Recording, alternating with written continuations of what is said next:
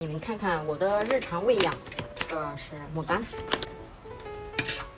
，2只牡丹，大概一天就吃这么多。是和尚的，这个开源的鸟粮它还有小太阳款，还有玄凤款，大家根据你们自己家里面的鸟宝去拍不同的款啊。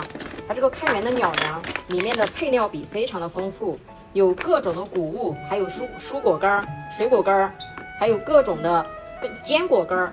所以说，针对我们日常所需，一个鸟宝的营养就完全够了。